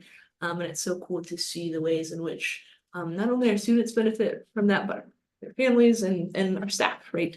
When you're doing a really hard job, it's helpful to know that you're not doing it alone. And so them having the opportunity to collaborate has been huge. Now, tier 3, you'll see one-to-one counseling services that are provided as a result of an IEP or a 504, and the supported crisis intervention for those times when we have a student who's really experiencing a true crisis and needs that support. So when we were talking about the cost referrals, right, we had that 15.3 related to counseling and the other related to behavior. Oh, one more thing about counseling. I think this is also live in there. We get a lot of referrals from counseling, and so you'll see information here about where those referrals are coming, what the service type that's being provided in response to those referrals, and then kind of the topics or needs related to those. So the ones at the top are the ones that we're seeing most often. So if you want to look at a specific site or a specific grade level, you know, if you look at 4th grade, for example, you're going to see a lot of social emotional support, a lot of social skills, and a lot of behavior management. So if you are interested in that sort of thing, go nuts, because it's pretty fun to look at. But then, so we talked about behavior as well, right? And so we were really asking that question, what do we do? And so that's when we got creative in thinking about kind of shifting some resources around and reallocating some resources and the creation of some positions with previous ones. And so ultimately it resulted in these 3. You know, it's always, we sometimes talk about separating the people from the position, but what's really cool is in retrospect, right? I can't imagine other people in these positions, because the work that they have done has been so profound. And so we have Liz Humphreys, who's our program specialist, Caitlin Williams, who's our district behaviorist, and Sasha Telever, who's our inclusion specialist. And this is a little bit of what they do. If I had tried to capture everything that they do, well, we would be here longer than anybody wants to be. So this is a bit about what each of those individuals does as a very kind of high elevation view summary. But what you'll see is a couple of themes, right? Wanting to be responsive. So you're going to see a lot of behavior support. You're going to see a lot of counselor collaboration to try to be really responsive to the trends that we're seeing in terms of student need. But I would be remiss to not highlight and note a few other people. And so you'll see here at our elementary sites, what we've done is not create a position, but to allocate a BIA position called the PBIS BIA. And the thought being, we did a lot of research, and what we found is if you have someone available to provide targeted interventions at those really specific times of student need, what you're going to see is a decrease in the number of students who you're like, man, this kid needs an aid, because we're able to find those specific targeted times, provide them support during that time, and then support them in being independent in the times that they can. And so each of these PBIS BIAs carries a caseload of students who they support and they serve. The students who are on their caseload come through the cost process, because everything starts with cost. And so these are the folks at the elementary level who are supporting things like the check-in, check-out process. And I'm going to tell you a little bit more about that later. But they have been instrumental in supporting students and keeping them in class more, and really decreasing the amount of time that students are being sent out of class or having to be out of class. And we're able to provide a targeted intervention, get that student back into a space where they're ready to learn and able to learn, and then get them back in class. But I think it's also important to just kind of pause and look at all these other people, because gosh, we've got a really incredible team, and I couldn't be more grateful or more proud to get to work with them. And so at each of our sites, we just have such a tremendous team, and what we're seeing is a return on our work around collaboration, around communication, around developing norms, around coming up with ways to collaborate. And so these folks, these people, everyone in our district is truly remarkable, and there's a reason I work here and have for a long time, and it's because of the folks who we work with. And so I want to take a moment and pause and just express tremendous gratitude for them, because they are exceptional. But I want to talk just a bit about check-in, check-out. So check-in, check-out, or CECO, as you'll often hear it referred to, is just what it sounds like. You check in, you connect, and then you check out. You're like, I'll see you next time. And so, for students who have a really high level of need or are in need of a significant intervention, they're going to check in or check out more often. You're talking like space, spiff to spaceman, where they're in class and they just check out, or just check out? Oh, no, good question. I'm glad you asked. Okay. No, so how it works is, right, a student is referred through the cost process for a specific need, right? Maybe it's a student who's really struggling with transitions. Okay. So we're gonna work with that student. That student is gonna set a goal for themselves on how they want to do in regards to that. We're gonna put some supports in place, and then one of our PBIS BS is gonna check in with that student at the beginning of the day, and then at the scheduled intervals. And then we're going to progress monitor, and we're going to see how it's going. And so maybe the student, when they start in the CECO process, maybe they're checking in, checking out like 6 times a day. And then it's going pretty well. And maybe let's just like do it 3 times a day. And like, hey, let's do once in the morning, once at the end of school. And then you get to a point where like, okay, what's your goal for this Monday morning? What's your goal for the week? Cool. I'm going to circle back with you on Friday afternoon, and kind of work progressively through that process. And so, does that answer your question? Yeah. Okay. Yeah, no, check in, okay, now check back out to space. Yeah. And so I just want to share with you one story, right? I think all of the data doesn't mean anything if it doesn't tell a story. And so I want to tell you an actual story about a student who we were able to support recently. So it was a student who was just presenting with like truly significant interfering behaviors, unsafe for that student, unsafe for other students, unsafe for staff. Not because there was a bad kid, but because of a kid who had some really significant needs. Because of some of that interfering behavior, they were referred for an evaluation for possible eligibility for special ed. They weren't eligible, which kind of tells us like they have a big need. It's just not that. So we can't just say like, well, we tried and they weren't eligible, so let's do nothing. Like, that's not an option, right? And so through the cost process, check in, check out was identified as an appropriate intervention. And so student-centered goals were identified. And then a preference assessment was conducted. And so that's really where you want buy-in from the students. So rather than telling them like, hey, here's why you should be motivated about this, you ask them like, what would you be motivated by? And so this is what that looks like. So hopefully, Ted, this kind of helps with it. So for this student, we really identified it. He needs to check in, check out 3 times a day.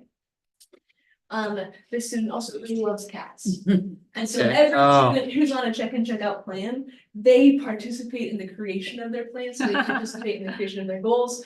They participate in the design of the document itself. Because you want that level of buy-in. And so this particular student, I meant to include a picture of my cats in the presentation. I'm so sorry. I'm very sorry. It's forthcoming. And so these were their goals, and so they monitor, right? So it's 36 possible points every day. And then, but like, here's the thing.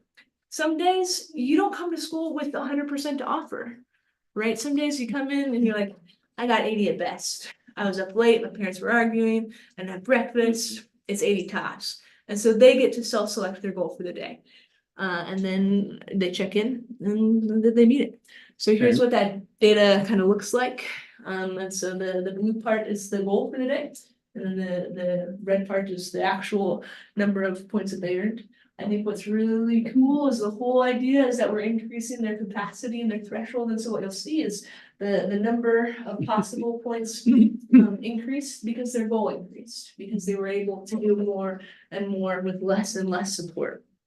And so I just want to, if it's okay, I can't take credit for this. Sasha Talavera, who really helps to facilitate this process, went and did some interviews, knowing that I was going to be presenting. And so the teacher said about this process that it helped the student with structure to know what he needed to do to be safe and successful. And the student success have raised their spirits and changed their overall attitude towards school. Principal said that this intervention met the student's needs, but tier 1 supports weren't sufficient. The plan and goals allowed the student to focus on behaviors that were important to success. The daily feedback and positive reinforcement provided a predictable structure and led to significant growth. The student's parent said that check in, check out has been valuable and supportive and made school a safe place where you can excel. And then most importantly, I think, the student expressed that they feel good about the progress. The supporting PBISB has been helpful to them. They feel good about school and like the rewards they've received. And there's some favorites that have been helpful. He said he felt bad about some of the disruption that he had caused in his class and classmates. And so he wanted to do something for them. And so with the points that he earned, he chose to buy a party for his class as a way of offering amends for some of the challenging times that he experienced. And so how are the children? Some of them are having a pretty hard time. And we're working really hard and trying to be really thoughtful, really intentional about how we are supporting them. I think that's it. So yeah, I just want to circle back, express gratitude to these folks especially. And I think that's all I've got, unless you have any questions for me. Thank you so much. Yeah, do we have any comments? Oh, it's really good. Yeah.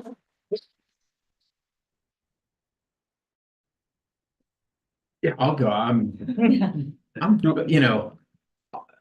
Professionally, I've seen 1,000 decks presented to me. I've been on one side or the other, and not just the information, but the work that you guys put into this deck is absolutely concrete flow of ideas and thought. It answered my question. Every time you bring something up and I had a question, the next slide answered those questions. The detail in putting this together and if you knew me, I'm a detail guy. The detail you put in putting this together with the graphics and the well and everything else is so comprehensive and well thought out. I mean, I feel like it's a shame you're just presenting it to us. I hope you put this on the internet somewhere. This is really, really, Yeah, really true. professional and well done. I'm so impressed and I'm so grateful that you're ours. This is really neat. I'll say, I'll give you a ring pop. Preference assessment first. Okay. No, but I mean, it We'll just. give you a cat. Yeah. Yeah, it's so well thought out, and for the longest time, I don't think I had a great idea of what you guys do every day, and how this relates to Carlos when he was talking about his character of the month was honesty, and then I look at your sequence and planning, and I see that the characterization or the character trait for January is honesty, and I realize that this flow is really I mean, at least I hope I'm not wrong, but the flow is really coming from you and your team, and it goes to the schools and they help implement these ideas. And I love this synergy that you have working with the schools and the students and everything else, and how well it's thought out and planned. And it's not just, hey, let's, what's a great idea? Let's do this month or something like that. It's just a terrific flow from my perspective. Yeah, really great job. Awesome. And good for the kids to have you guys, there and have everything this thought out and planned and know what to do. My kids go nuts and I'm like, help, I'm gonna keep you on speed dial just in case. But wow, that's really neat. Thank you. Yeah, I'm still fixed on the check-in, check-out. I mean, it's like you said, it's a student that doesn't meet the criteria for an IEP, right? Right. Basically. Yeah. So instead of saying, okay, see ya, throw them to the wolves. They really have a chance to progress and get better. And do you find that life satisfaction issues coincide with the check-in, check-out? On the part of the student? Yeah. Yeah, I mean, I'm not. Yes, right. I think there's a really great author, Doug Green, who talks a lot about how kids, sometimes we think kids do well if they wanna. And couldn't be farther from the truth. Kids do well if they can. And when they can't, that's gotta feel real terrible for them. Right. Right. And so to support them and empower them in a way where they get to come home from school, not having to be perfect, because if that's the threshold I'm I'm not cutting it.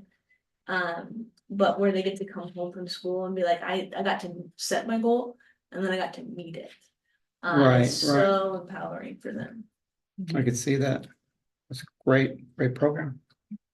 And just to be clear, like any student can access check in, check out Okay. through the process. So like we have students who do have an IEP who are on check in, check out. Okay. Any student can access that if through that kind of multidisciplinary think tank. We looking at all of the root cause analysis of all of the information we have about this student. If the team's like, yeah, this is what they need, any student can have that. So it's a really powerful tool. Thank you. Following up, I agree with Robert. This is one of those presentations where I'd say something, it kind of sparks something in me. I take a note, it's like, oh, I'm curious about it. And then like 1 or 2 slides later, it all unfolds and I find out what it is. One of my questions had been like sort of specific example of what our PBIS BIAs, like what they might encounter day to day. And now I definitely understand the check-in, check-out. And if there's anything else, I mean, I'm sure there's a plethora of things that they're doing on a given day, but it sounded to me like they're really available for like on the spot intervention, something that's not necessarily written up in a plan, but they are there and written. Yeah. Is that it? Perfect. And then I think I probably asked this question last time and you already, I think, answered it in a way, but I'd love to hear maybe just a little more, which is I'm so glad. Thank you for telling us how are the children and everything you're doing, but still very much want to know how are the staff, and I love how much you can give to the staff, and thank you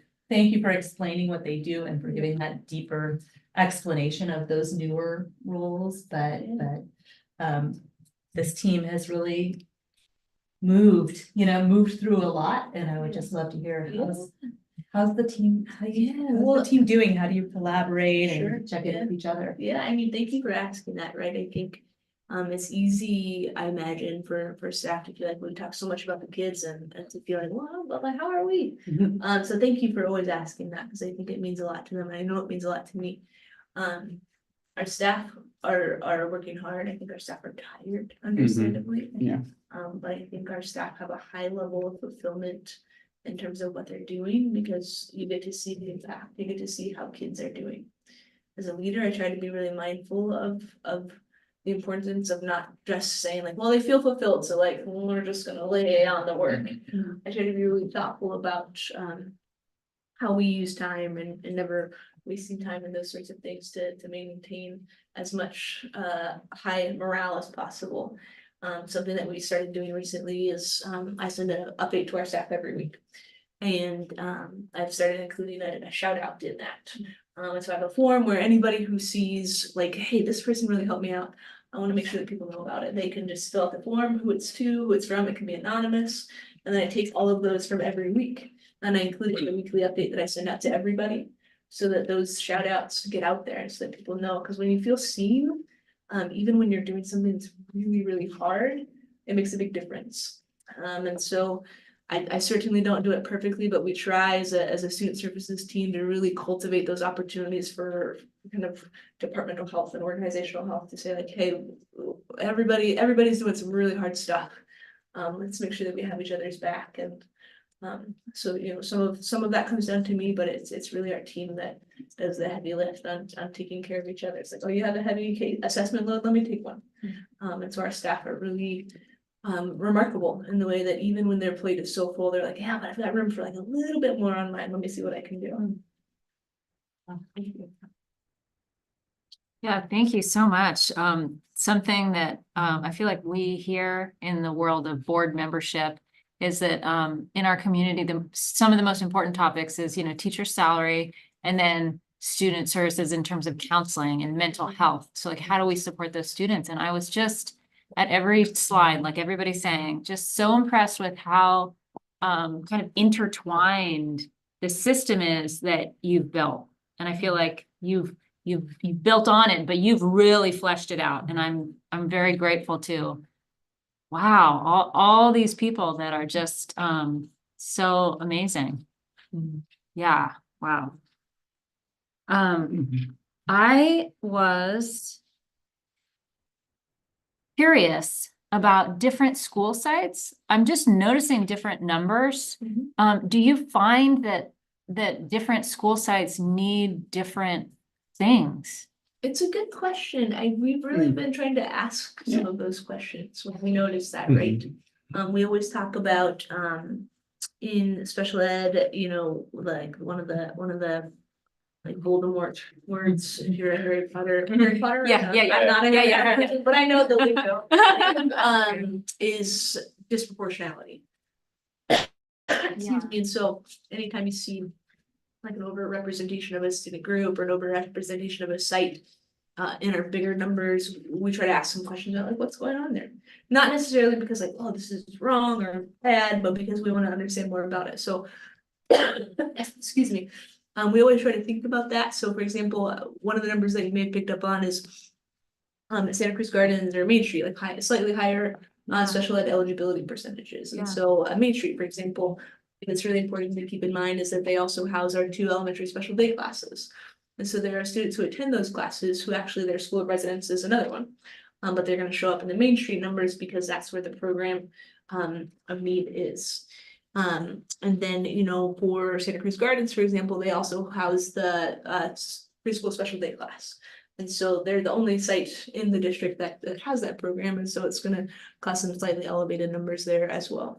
And so we are always looking at that. I get made fun of quite a bit for my spreadsheets. I'm proud of it. One of the counselor from Santa Cruz Gardens, in fact, had a custom mug made for me, and on the background is a spreadsheet that says wax. Have a spreadsheet. But if you don't know, if you don't have the information or the data, it's hard to do anything about it. So we try to be really thoughtful about that. Yeah, that's great. Any more? If there was a school acronym dictionary, how thick would it be? So much. I have like, I don't know, some inches. yeah. Did you make up well? Is that your work? It was, yes. Your team? No, but I like, it truly is a collaboration, right? When you have people and work that inspires you, it leads to stuff like that. And so, it's something that was born here in this district and you won't find it anywhere else. And we're really proud of the work that has come out of it. And then you created the graphic, and put the graphic on the slides. Like, I'm so into that. Like, oh my God. All right, last question, like a dream moment, like a couple years, a year, where are you dreaming for student services? Gosh, I love this question. Doug Fisher, who came and spoke to all of the county administrators, one of the things that he shared with us is that really good leaders always have the future on the agenda. Mhm. And so that question is one that I ask our staff at all of our meetings.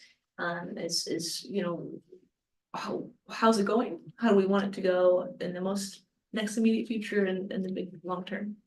I would say what I would really, my dream is continuity. I want staff to feel supported in a way where it's sustainable for them to be here and stay here for a long time. So a big focus of mine is just staff retention and support. Because teams that have worked together for a long time stay together and they're really high functioning teams. And when you're doing some really hard work, that goes a long way. So in 5 years, you know, I always am joking about my 5-year plan, and so I would say that, right? I would like to have some really well-established teams. I'd like to have some really well-established processes, so that those teams can function at a really high level. And I would like to see our student data trend towards the kind of the biggest point that really matters to me is, do they feel like they have a connection, a meaningful connection with one adult at school? I mean, it's a point on the Chick survey, and so you could see that data. But to see a really steady increase in the number of students who report feeling that connection. That's awesome. And not to get too nitty gritty, but some of these are like, do we carry over when we have contract some of these positions? So your vision is like district Yeah. people continuing. Yeah, district continuing. Yeah. And so, you know, that's always a goal. One thing that I'd love to include in my presentation to y'all next year is just some data around that. Yeah. So data around the percentage of staff who are contract employees, the percentage of staff who are district employees, and then some more information about kind of longevity of staff and that sort of thing. So that's I have a spreadsheet for it already. I'll be reporting out on it next night. That's great. Yeah, that's Yeah, great. for Thanks sure. so much. All right, anything else? No? Any questions from the audience? No? We love our counselors. Yeah. Yeah. We love our counselors. Thank you for keeping counselors at each site. It's not something we've always had, so we're very thankful to have counselors at each president. It makes a big difference. All right. I'd like to turn the question back to this amazing collaboration of thoughtful leaders. What do you want to see in the next 5 for all student services, let alone South Hill Union Elementary School District? I really like what Carissa was saying about longevity. How and then how's the staff feeling?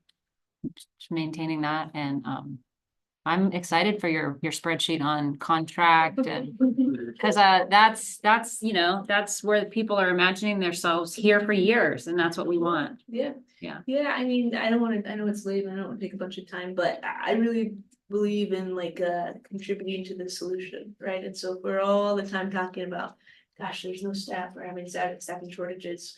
One thing that we've done is work really closely with CSUB.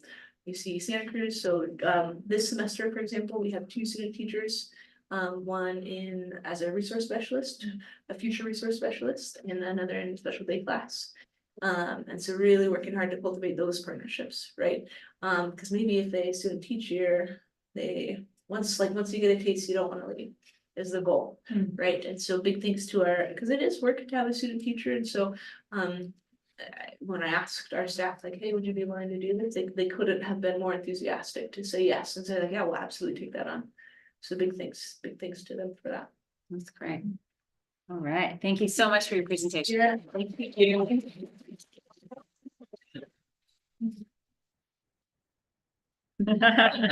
You can sleep tonight. All right.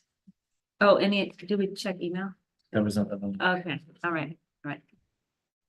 So moving on to 5D. Is that correct? That is. It's hard to follow that. I know. Mine is a quick annual update. Yeah, everybody. Thank you. Thank you. Yeah. Good night. So this is just an annual update on our developer fees. So last year, 22-23, our ending fund balance was about 597,000.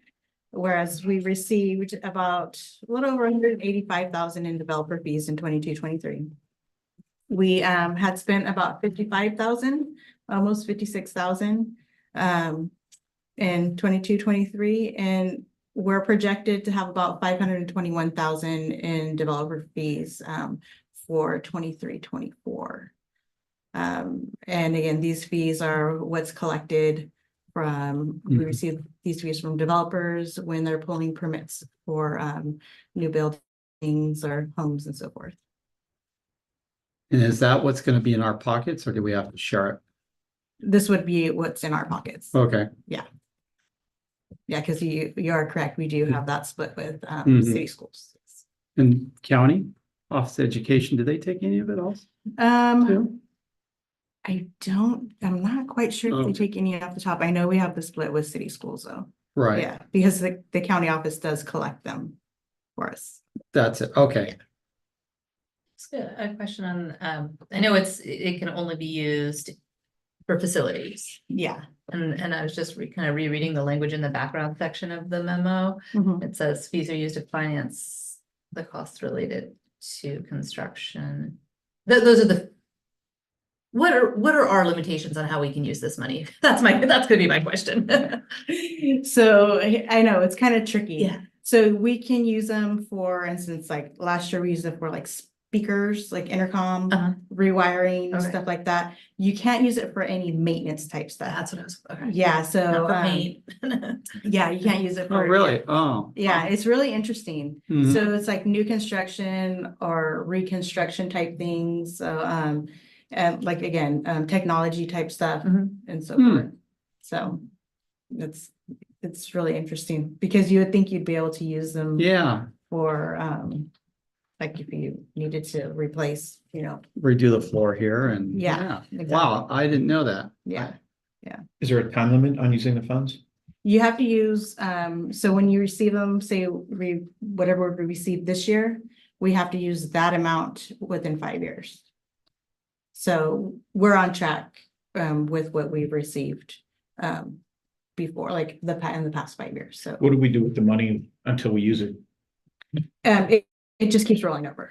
Is it do we offer loans to get interest on it? Or does it just sit in an interest bearing account? It's just it's sitting in Fund 25. So with all our capital facility funds and it's separate account. So we don't really receive too much interest on it. So very little because Build a lot of sheds. yeah, yeah. Can you actually purchase a modular? That I believe so. Oh, right. You can purchase a movable type of building and so forth. So What about a field? no, we have Scott's Fund for the field. It's a little part of the field. That's Just build the it's paddle grandstand. tennis. That would be Okay. What about the district office? No, it has to be used for students. Yeah. Which is asking the question someone else has already asked. Spreadsheet for that. Wow, yeah. Yeah.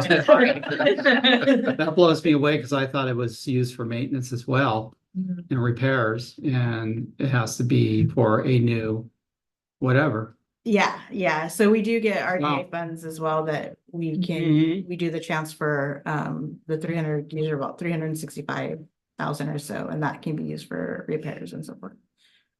And this money just sits in a fund account? I mean, it's not interest bearing or anything? I mean, do we invest the money? I mean, you said if we have 5 years to spend it, Uh-huh. you know, I mean, if we don't spend it in 4 years, it'd be a shame just to let it sit there and stagnate. Do we have a money manager or somebody that can help us invest it or? Yeah, we can't really Building. invest it. Mhm. It sits there for a specific purpose and it just sits in our fund. It's in our fund 25 and we end up using it. So who knows, maybe, you know, in a month or two, we find something else that we really need to add or, you know, then we can use the funds. We have them available for us, but we can't invest it Mhm. to have any type of. It's interest like bearing. public funds, right? You Yeah. can't really play around with that. Yeah.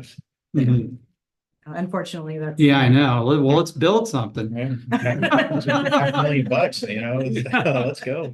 I know. Can the schools use it for like Sage up at the gardens, building Greenhouse. planter boxes and doing, and then the garden at Soquel Elementary, can that be used towards those programs? If it's considered part of a facility, yes. So Define like, a facility. yeah, so. Indoor, outdoor, or mhm. What about workforce housing? I mean, can we put the money towards, Has to be. It would have to be used for students. If it was, say, for the students. teachers? I know.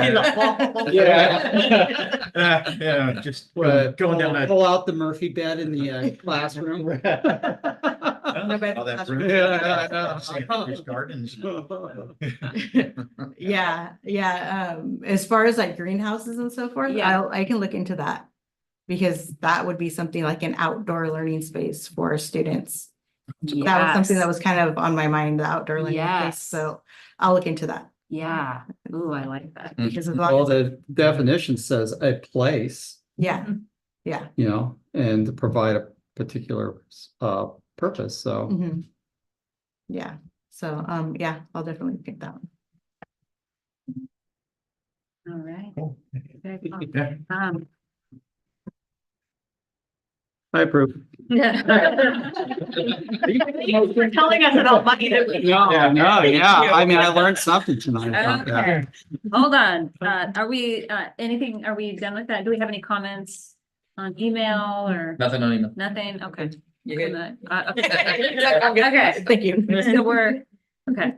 Any correspondences to report? Or future agenda items? Just got the card, but it was another board appreciation month from one of our employees. In card form this time.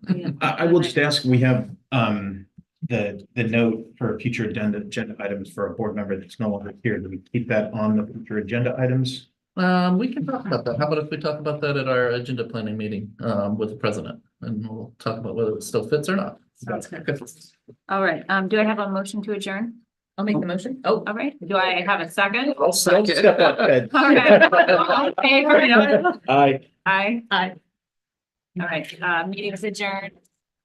It's a record, 8:25.